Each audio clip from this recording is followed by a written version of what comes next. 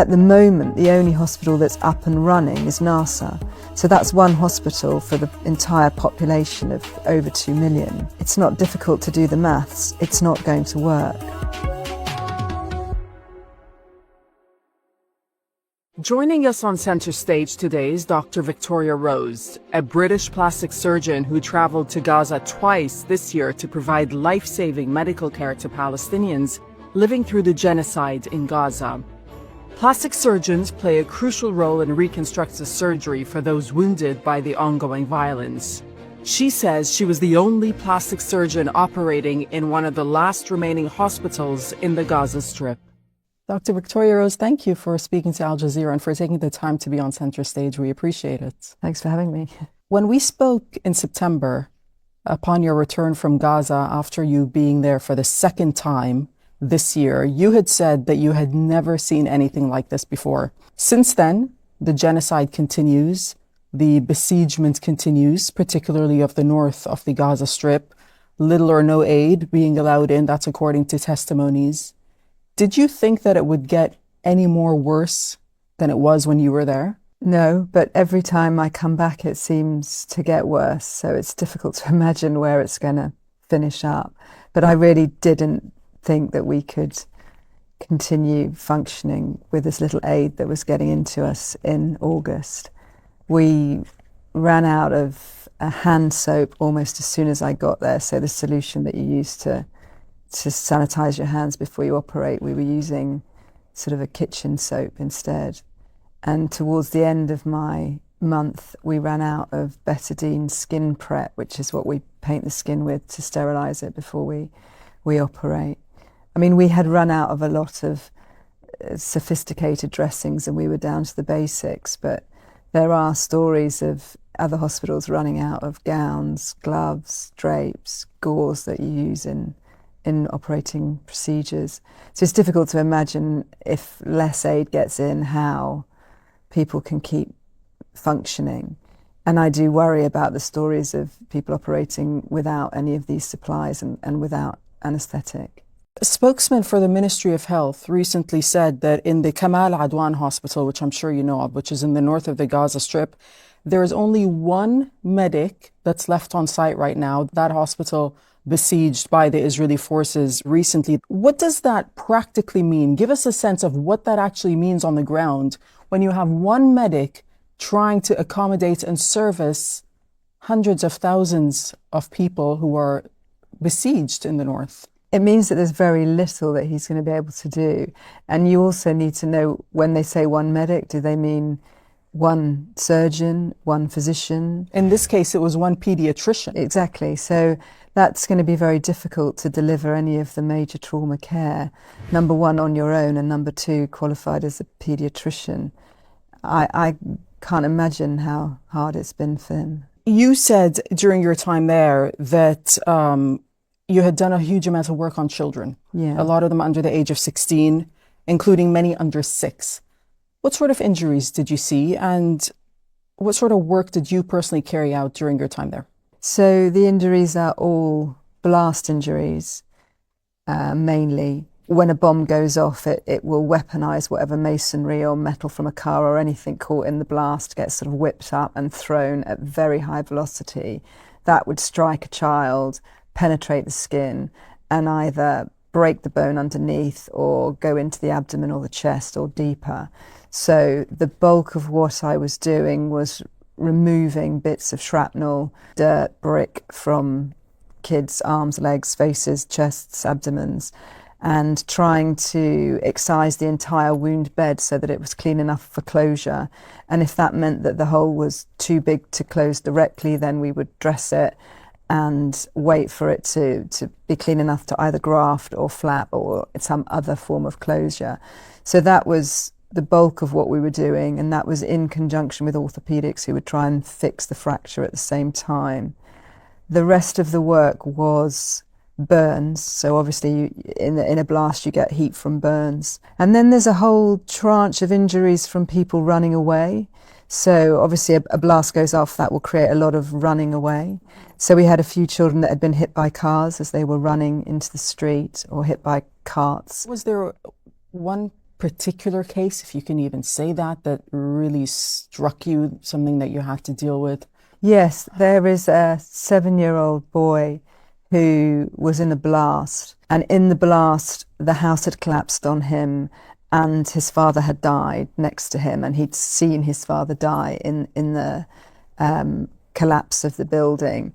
They'd managed to get him out. When they pulled him out, one of his legs was sort of attached like a rag doll. And they brought him into Nasser and amputated that, but there wasn't enough skin to close it, so they dressed it waiting for a plastic surgeon to come and graft it or put a flap on it or whatever. And he also had an injury on his back of his other leg. I think they had cleaned and debrided, but nobody had really documented the extent of the injury. And when I got there, he was just so underweight, and his right leg that had been amputated was just infected. And he was just apathetic. You couldn't have a conversation with him. He didn't want to look at me. He didn't want to speak to me. And he'd lost the will to sort of live. And that's quite hard to see that in somebody of that age. And when I took him to the operating theatre the first time and I inspected all his wounds, I realised that the good leg, the hole in the back of it, had gone right into the major nerve and severed the major nerve. So the leg that he had, he would have not much use of below the knee. In the context of, as you were saying when we first started speaking, lack of supplies, lack of anesthetics, I mean, you must have had to make some really difficult decisions. How challenging is that? It is really challenging, and when I look at it now, I can't believe some of the things that I did, but because it's coming at you so quickly, so much, you're just focused on the job and getting things done and making sure that the next patient is on the table and that whatever reconstruction you're doing is done.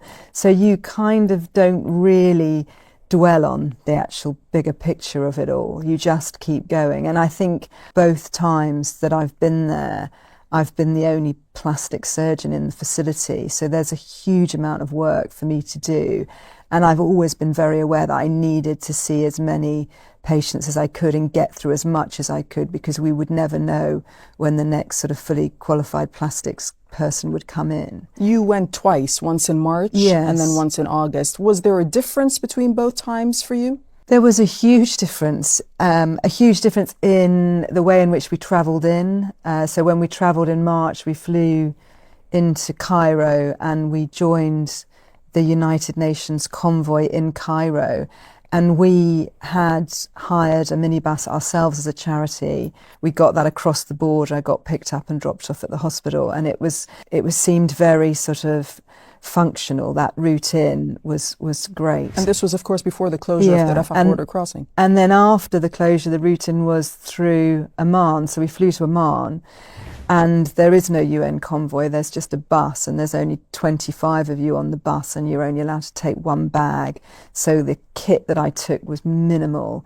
And there's all these stories, or I don't know whether it's scare stories, that if you take more than one phone, more than one laptop, any medical equipment, your bag will be confiscated. You could jeopardise the entire bus load of mission. I took a small tray of instruments and my operating glasses and a few bits of disposable equipment that I knew Nasser wouldn't have. But it was a much harder trip. And in the March, it was full of, people running around, shouting at us. And then when I travelled in August, it was like driving into a moonscape. And it was just destroyed building after destroyed building. You didn't see any semblance of a shop or a house or a mosque or anything until you were about 10 minutes into the drive. Mm-hmm. And I didn't see any life for a good 10 minutes. We know now the WHO, the World Health Organization, said recently that Israel has banned at least 6 medical NGOs from entering Gaza. Is humanitarian assistance being used as a political weapon, do you think? I think it's been done in a very sort of subtle way up until now, and now it's very blatant. What do you mean by that? Well, I think that a lot of the rules and regulations that came in after Rafah closed, and it's been a gradual sort of you can't take any equipment with you. You can't go in unless you go in for 28 days. You can't go in if you have any Palestinian heritage, and it's just mounting and mounting. And now to actually turn around and say that those NGOs aren't allowed to go in, it's very obvious what's happening. How would you describe the state of healthcare and hospitals right now in Gaza more than 1 year into this genocide? It's non-existent. It's non-existent. I mean, there's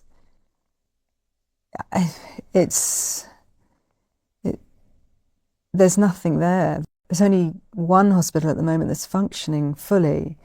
We keep sort of saying that there's 36 hospitals in Gaza, and that's before the war, and that 36 included 2 eye hospitals, 2 physiotherapy departments, and some primary healthcare centres that have capabilities to do minor procedures were included in that 36.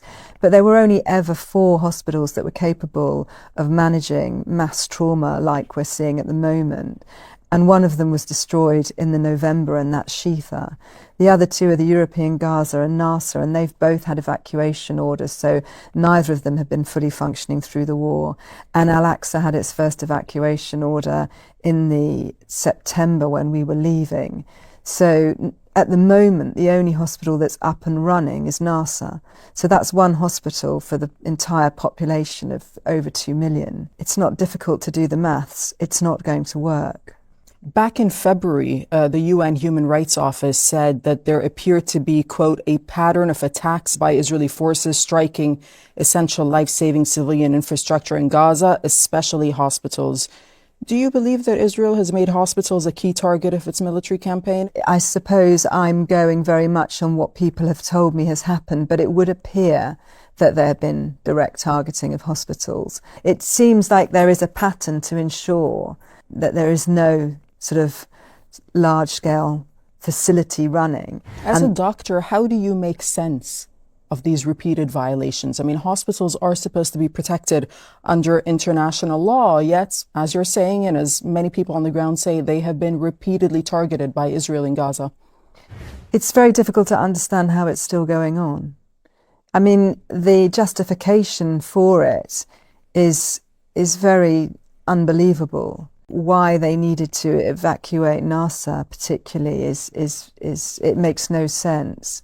To ensure that your fighting is in the zone that a large hospital is situated in is also quite unfathomable. A UN official has told Al Jazeera that there has never been another conflict where healthcare workers have come under attack like they have been in Gaza, describing what Israel is inflicting upon the Strip as medicide. That's a new term that they're using for the incredible destruction of not only the healthcare system, but of course the attacks against healthcare workers. As a healthcare worker yourself, I mean, do you worry that this sets a precedent, what we're seeing when it comes to Palestinian medical staff on the ground in Gaza, the attacks against them, that this will set a precedent for healthcare workers, and that there's practically impunity for anyone that violates healthcare workers in this way? I cannot understand how the world stands by and watches it happen. It's incredible that it's now moved into Lebanon, and I'm waiting to see which hospitals get hit there. Is the medical community doing enough to speak out for colleagues on the ground in Gaza and now in Lebanon, or has the medical community failed? I think we have done a lot. I think a lot of the reporting, certainly on social media, has been by the medics. I don't think there's a single medic that has come out and not done an interview or done a piece on YouTube, Facebook, Instagram. There are lots out there. The doctors that came back to the United States in March all wrote to the president. When we came back from our first trip in April, we wrote to Keir Starmer and the Foreign Secretary. I think we have put as much pressure as we can, but we're not being listened to. That's the problem. Did you get a response to what you wrote? We had a letter from the Minister for the Middle East, but it didn't address any of the concerns that we directly had regarding humanitarian aid and evacuation of patients. And we have now written back requesting a face-to-face meeting to discuss this further and are waiting for the response of that. Does it feel frustrating to you seeing that you've written these letters, you're asking for a meeting, yet at the same time you see the genocide continuing on the ground and not any significant change happening when it comes to the UK's policy of supporting Israel blindly and sending weapons to Israel? And these weapons are the ones that are killing the children that you've had to operate on. It's hugely frustrating. I can't tell you how frustrating it is that nothing that we've said has actually caused any change. But I think we just have to keep going. I'm 100% convinced that the majority of the UK believe that the war should stop immediately. What is the main message that you'd like to get out there from your time in Gaza? I think it's the fact that this is a completely different war to anything that we've seen before, and that the restriction on the reporting has made it very difficult for this to stay in the public eye. Why did you choose to go to Gaza? Not just once, but twice, in fact. And will you be going back? I will be going back. It's a difficult decision to make because my family are obviously not keen for me to go back. Once you go and you know how much work there is to do and how important it is that you're there, even just to be next to your Palestinian colleagues, to keep them going, it's very difficult not to go back. And I think most people that have been have now gone back and will go back. Before the war started, I worked for a charity called Ideals, and two of the orthopedic surgeons that worked with Ideals work in my hospital, and they were trying to deliver the same trauma care in Gaza that we deliver in my London teaching hospital. And I knew that they couldn't really do that without a plastic surgeon that does a lot of major trauma. And so I said, look, I'll come and give you a hand. And then once I got out there, it became very clear to me that they needed a plastic surgeon in Gaza. There isn't a plastic surgery training program in Gaza. Very luckily, I met a Palestinian surgeon who was interested in learning major reconstruction. He'd been training in Qatar and he was near the end of his training. He came to Gaza to meet me on my last trip in 2020 and said, can I come to the UK and train with you? And that was Ahmed Mokhalalati. And he came to London and was with me from 2021 to 2023. And you invest a lot of time in training someone and you become very close to them. And he said from the start when he came that he wanted to go back to Gaza and that everything that we taught him would make a huge difference to the population of Gaza. And I remember at the time thinking how many trainees say that they want to change people's lives, and you know, when they come into plastic surgery, it's a story that you hear a lot. And then he went back in February and started sending me photographs of people's lives that he was changing. And he was the only person that could do the operations he was doing. And so when he started sending me pictures in the October of children caught in this conflict, there was no doubt in my mind that I had to go and help him. Thank you so much, Dr. Victoria Rose. We appreciate